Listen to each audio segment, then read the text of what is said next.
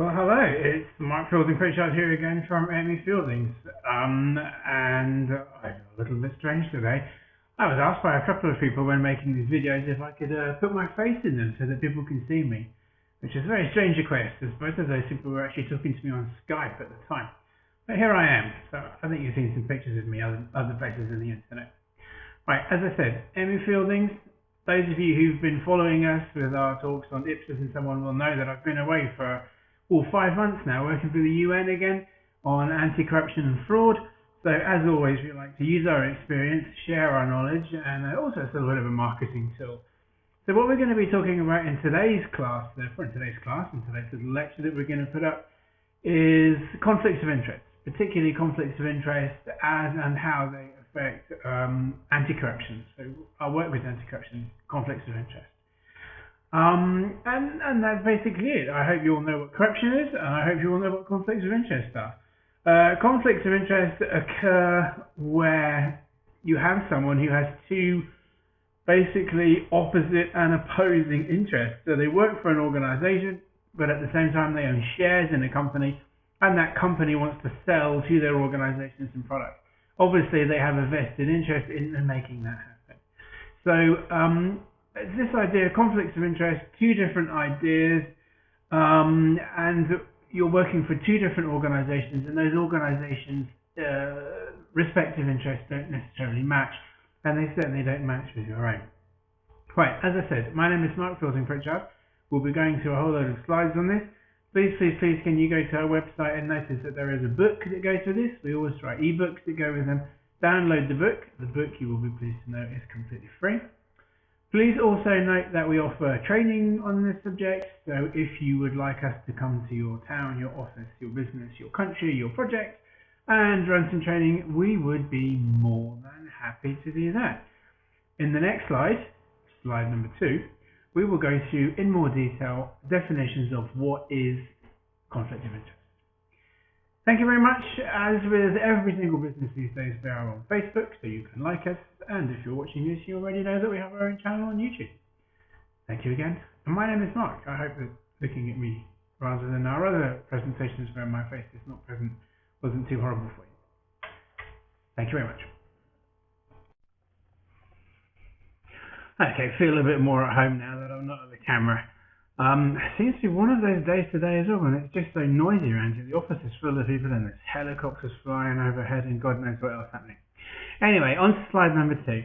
Conflict of interest definition, which is a little bit of a harsh phrase, isn't it? Or even a definition of conflict of interest. I think that I, due to my nerves, rather badly explained this at slide number 1. So let's go through this again in slide number 2 to make sure that it's quite clear in your head. There's two different sets of interests. So you have an individual who works for, let's just assume it's a normal everyday company. So that company has a certain set of aims and objectives that they want to sell as many products, they want to buy their goods as cheaply as possible, they want to minimize their tax bill, and all the stuff that a normal country does, that a normal company does, rather. And then if we add into that, we then have this second situation that the individual has a set of interests of his own. Now, when I say he has a set of interests, he may have a set of interests. So he may own shares in a supplier, and that supplier obviously wants to sell their goods for as high a price as possible. So can you see we've got this idea of, if you look in textbooks, you'll see them called primary and secondary sets of interest. But you've got two different sets of interests, and those things don't match. And when those things don't match, we have a conflict of interest. Now, your personal exact definition of how this works will depend on your personality. People within the United Kingdom or America have different views on these things, and they will depend therefore on things like your age. They will also depend on things like your sex. Men tend to be a little bit freer with these things than women are, and they'll also depend on your culture, so where you've been brought up geographically, what part of the world you're in, and so on and so forth. But you need to have clear in your head at this stage what this idea is of these two different sets of interests. Now, as I said, there is a book, so please make sure that you download the book, and in the book you'll see it's explained. And I have to say that the best explanation that I found actually came from Wikipedia. So go and have a look at Wiki, you'll find that in 2 minutes, and it's a really nice little one. When you start doing this at work and we start putting pressure on people, because people often won't want to disclose their conflicts of interest, not just because they want to make money from them, but they don't necessarily want their colleagues to know that these kind of things are happening, then you need something a bit more concrete. So I put the definition here that comes from the OECD. I hope you all know who the OECD are.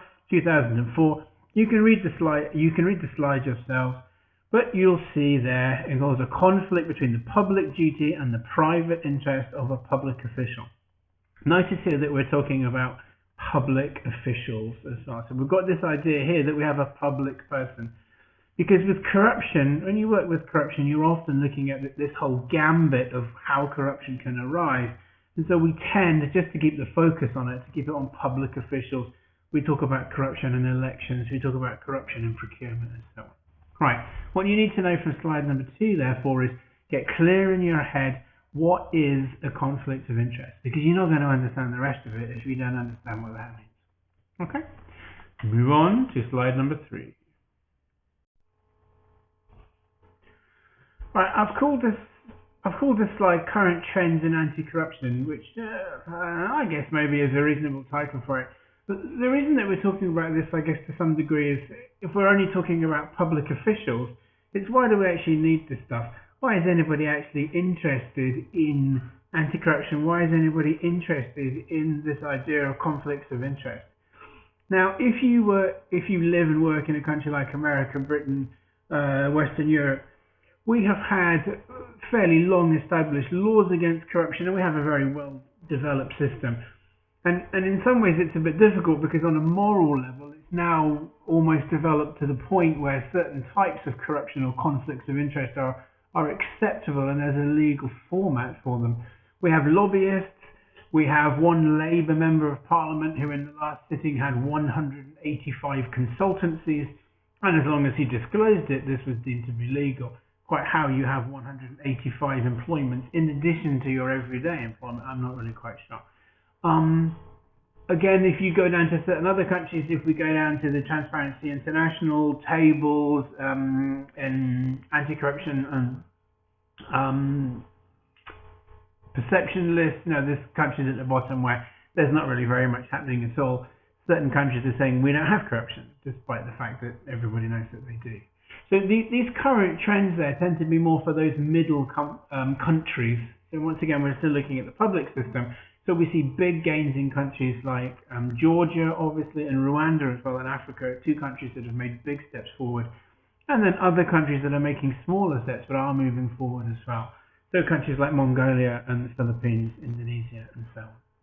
So with that as our backdrop, let's just have a look at 4 particular areas where we're seeing changes in ways in which corruption is being committed, and also ways in which countries are trying to cut corruption. So that's our background, how countries are trying to cut corruption, and we of course have this backdrop of conflict of interest. So the general public and society, we see in more and more countries that general public and society is less and less accepting of corruption. You hear less and less in countries now that, well, corruption happens and it will never change.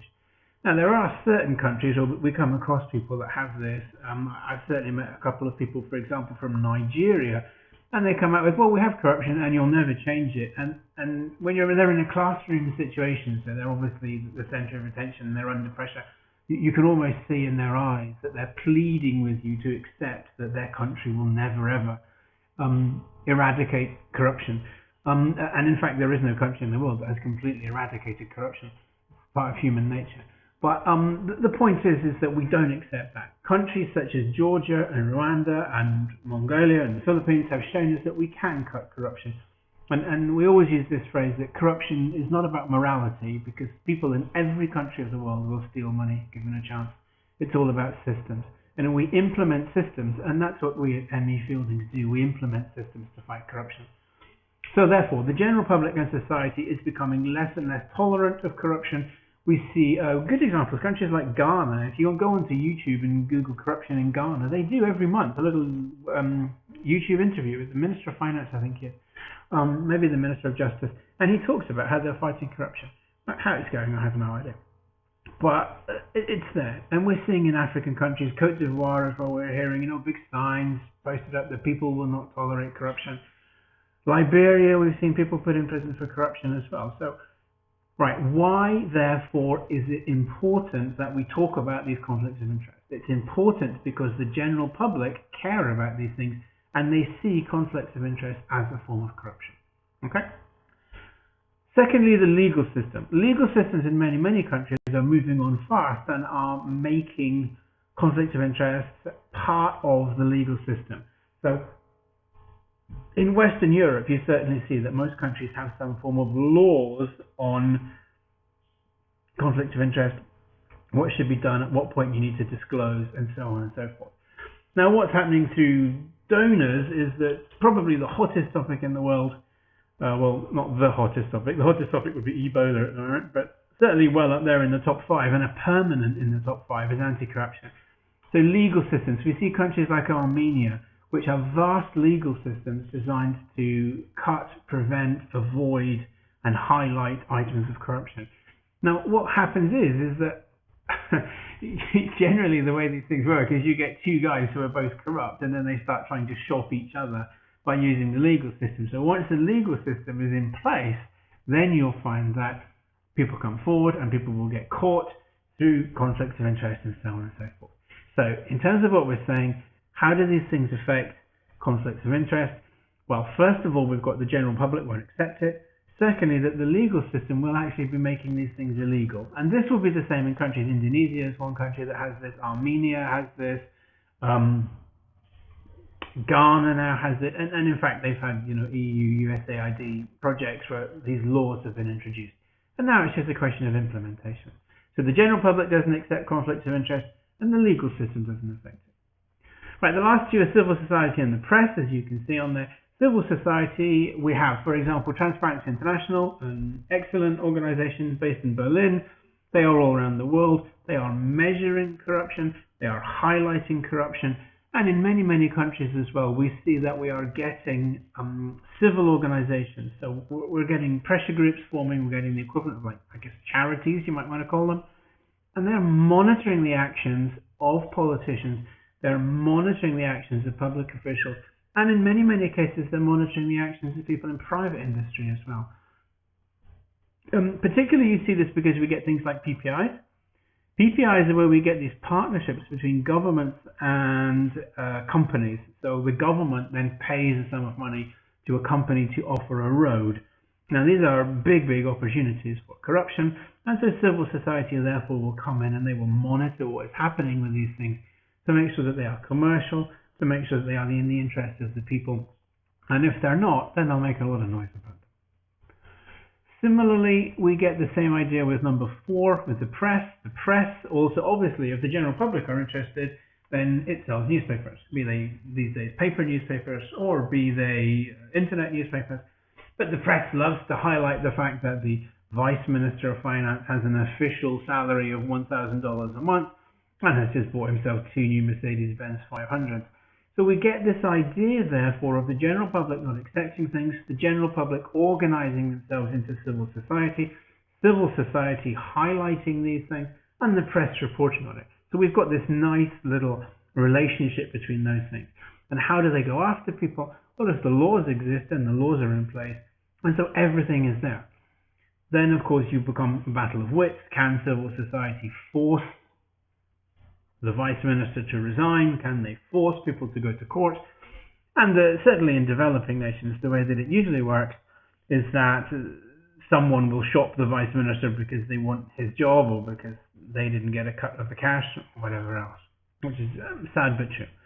But ultimately what will happen as these things become more and more accepted as ways of stopping corruption is that officials will stop stealing money because it's the only way for them to stay in power. And it's the only way for them to sleep at night.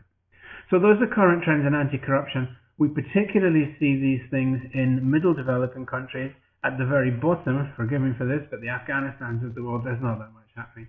At the top end, the United States of America, Britain, Germany, and so on has been through this. So these things are already in place there. And they've kind of come out the other end. And I'm sad to say, almost to some degree, have now legalized certain forms of bribery. But for your developing countries, the Ghanas of this world, Armenia, and so on and so forth, then this is what's happening, this idea of the general public and society and the other three categories. Also, larger economies like China and India, we're seeing these things are moving faster and faster. Okay, move on to slide number 4. Okay, I put this slide in because I think you kind of need it for completeness, and also because it gets me the opportunity to use up my subscription to Shutterstock. There's some nice pictures of the White House and so on there. I think I've listed about 20 of these or something in the book when you read the book. I don't think you really need me to explain to you what the benefits are to those individuals who have a conflict of interest. But let's just run through them for some completeness. Right, the first one is money. I hope that there is no one listening to this who does not understand the concept of what money is. So therefore, by undertaking some project, which you're a manager in the government, by awarding a contract to a certain supplier, you receive some money. Be that in the form of increased value of your shares, or be it in a good old-fashioned bribe, so cash in a brown paper envelope. But I think we get money there. The second one down that we have here is political influence. So the point, therefore, with this conflict of interest is that you, by awarding a contract to a particular supplier, you gain some form of influence. Now, it may be that the company, for example, is owned by the Minister of Finance or the Minister of Justice or Transport or somewhere. And so by giving it to him, you become friends, if you like, with that person. And that gives you some form of political influence. And let's be honest, we all like that kind of political influence. It secures us in our position at work. Maybe we'll get a promotion in the future. Maybe we'll have some influence over something else as time goes by. Who knows what? But you're gaining access to the in crowd by using your power to gain more political influence. And maybe it's just a first step to gaining some money in the future. Number 3 is nepotism, my personal favorite. I'm not really sure how the picture ties into this, but nepotism means that you use your particular power. The supplier gets the contract, and the supplier in turn therefore buys some components from a company that belongs to your cousin, or they give your wife or your son a consultancy job or something like that. I think you all understand how it works. It means that you as an individual don't directly benefit from this, but someone that you know or some organization that you know does benefit. And maybe it's almost nice, but sometimes you see it as well. Someone will approach a minister to give him a bribe, and the minister says, I don't want the bribe, but give the money to a charity or something. That, unfortunately, is still also a conflict of interest, also still corruption. But the point, therefore, is that they have a particular desire to help a charity for children or something like that. At the end of the day, those are the main areas. You are using your position in a corrupt way to gain, either in money or in some form of power and influence, or someone around you. People just don't interfere for no reason. That's all, I'm afraid. I don't think that you really need me to tell you what they are. I think that you're all smart enough to know that you can think of different ways in which people benefit. And if you think about the situations around you, then you'll understand as well. Okay, so I hope this slide makes sense, the way that I split it out. We have this conflict of interest. So we have a gentleman or a lady who is working for a government department, and they get to choose who gets a contract to provide, school buses. There is some conflict involved in that. Let's assume that this individual's son works for the company that sells school buses. So there is a conflict of interest there. Now let's just split this into two, because I like to look at the conflict itself, because the conflict itself is a kind of psychological question. Whereas finance is much more straightforward and people always immediately understand. Finance means money, yeah? So let's just have a look at the conflict itself. We're okay with our scenario. Let's assume it's me. I work for the Ministry of Transport. We are going to buy 100 school buses. My son, who in real life is still at school, my son works for the company that sells the buses. if you look on the right hand side, so in the brown boxes there, it says potential. So everyone, I hope, is okay with this idea, therefore, that there is a potential. Whether my son is going to get a bonus, whether my son is going to get a promotion, whether I'm going to get a bribe, whether my son will receive some commission or something, there is the potential for conflict of interest. So we have this idea of potential conflict of interest. Now let's move up to this idea of perceived. Now remember that we're dealing with public officials.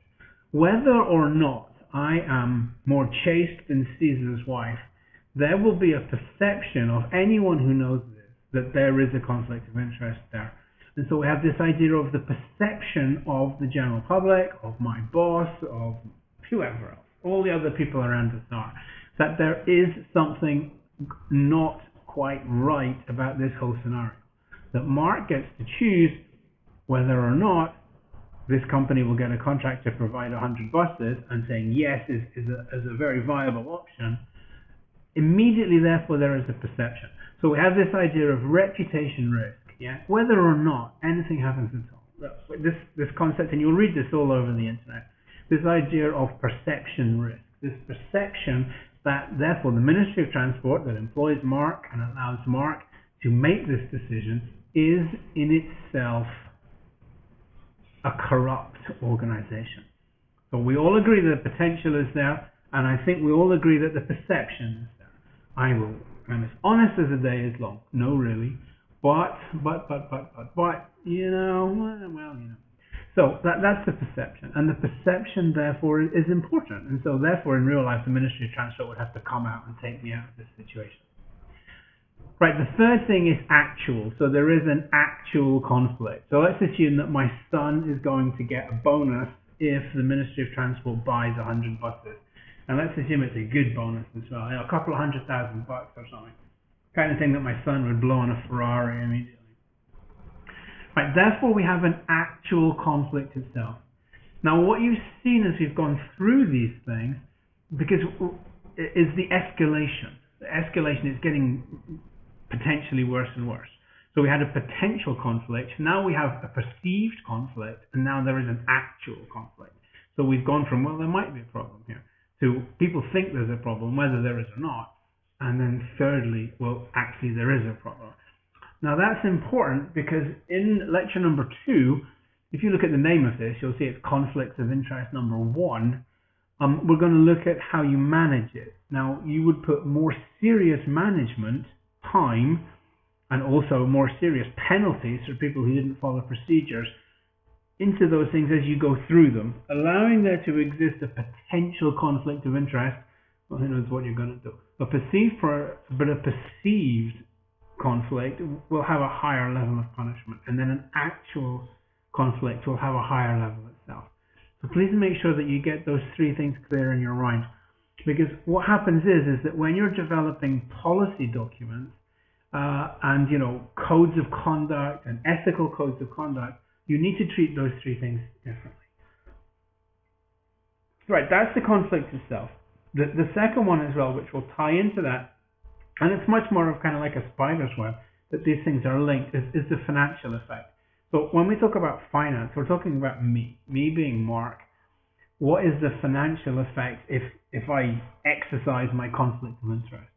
Well, 2 things. There can be a financial benefit or there can not be a financial benefit. Generally, it's more obvious, or people act in a much more aggressive fashion. In other words, you get punished harder where there is a financial benefit.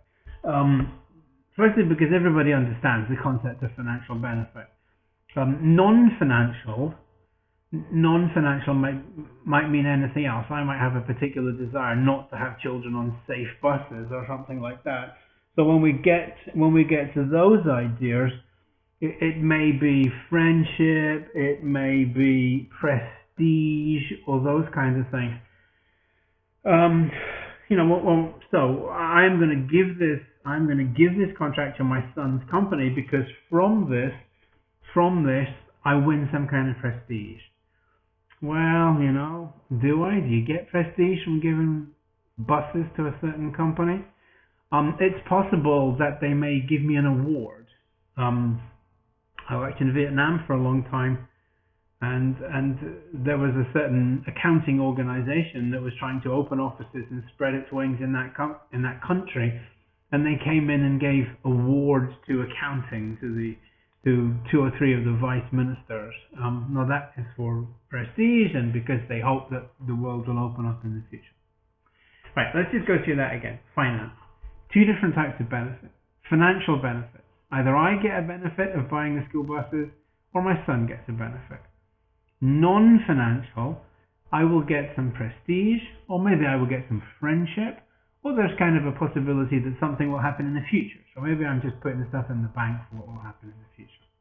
Right, but you need to make that distinction. Again, just go back a second.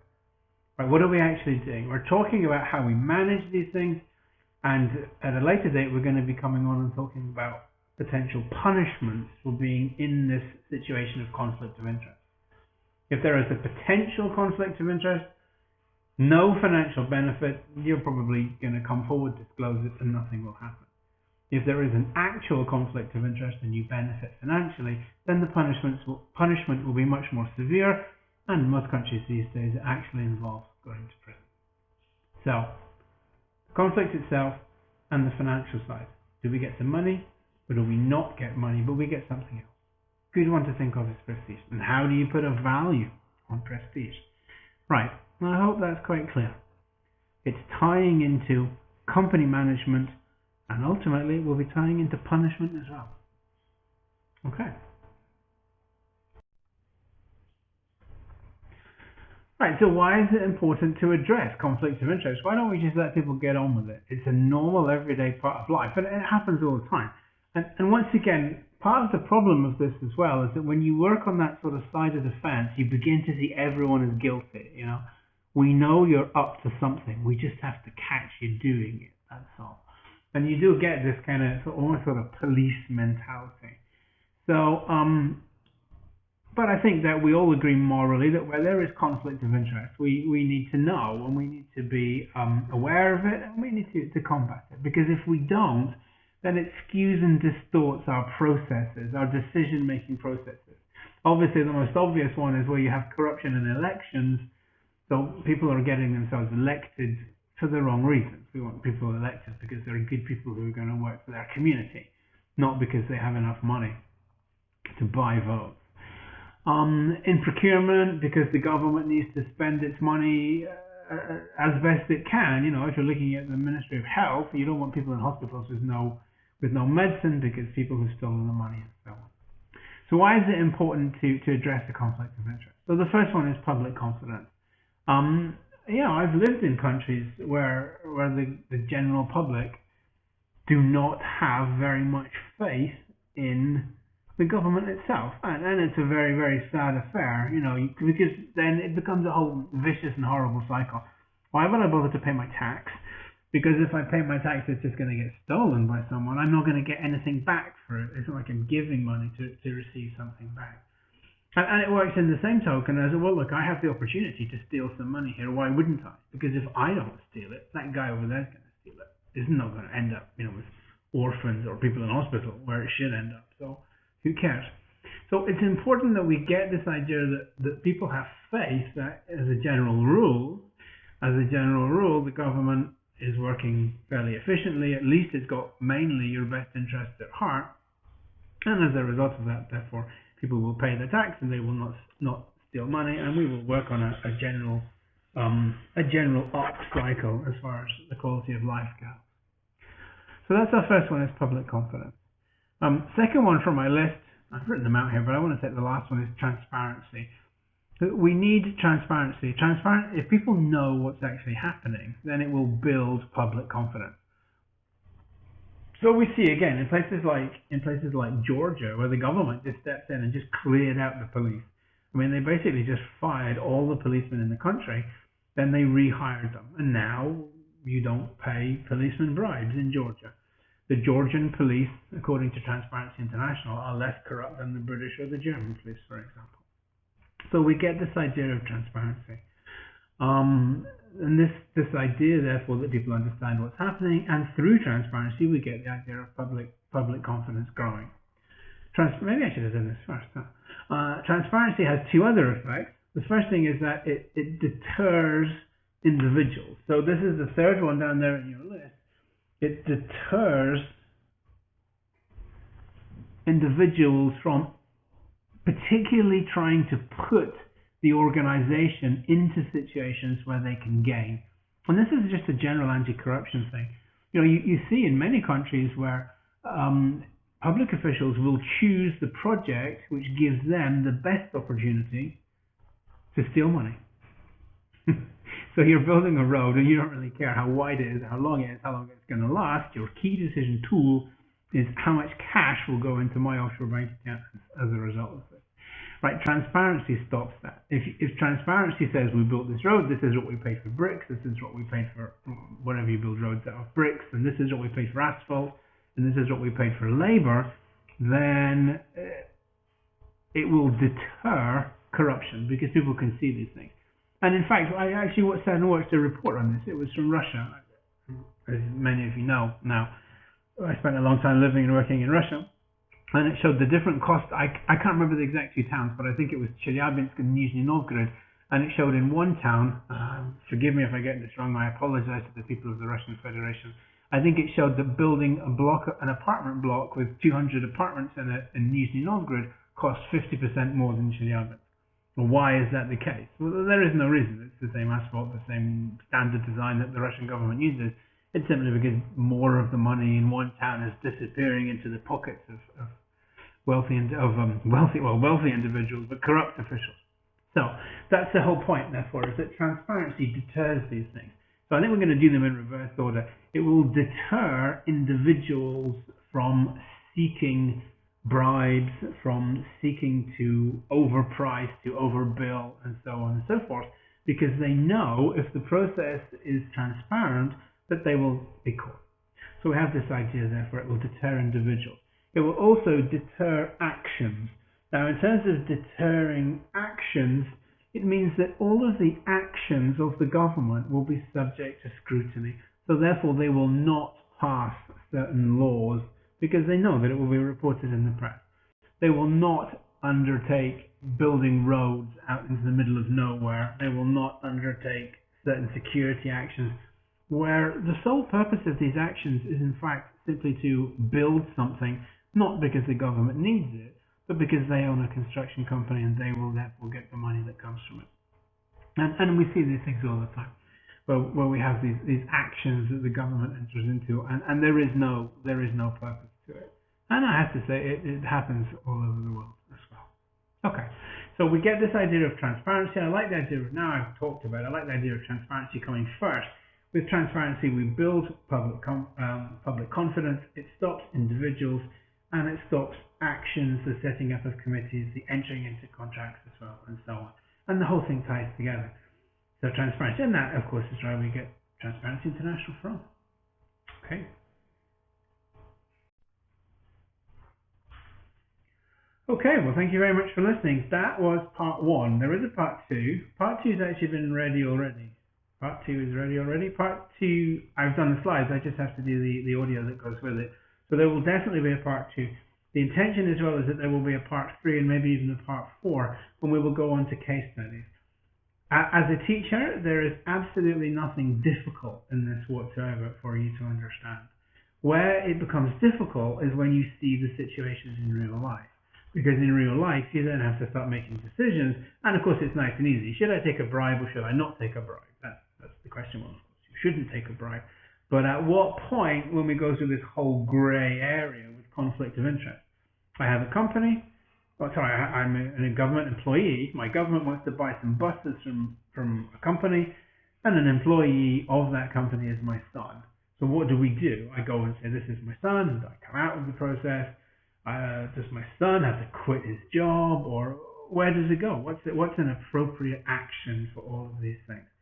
So that's when it gets much more difficult. And so we'll try and come on and do maybe number 2 is written already, but number 3 and number 4 when we then look at some scenarios. And I have to say the internet's full of scenarios, so If you can't wait for number 3 and 4, which will be after Christmas now, Merry Christmas to everyone, go look in the internet. Okay, thank you very much. Please watch part 2. As you can see, nice big tabs there. Facebook, we're on YouTube. Well, you know we're on YouTube because you're watching. But all the best.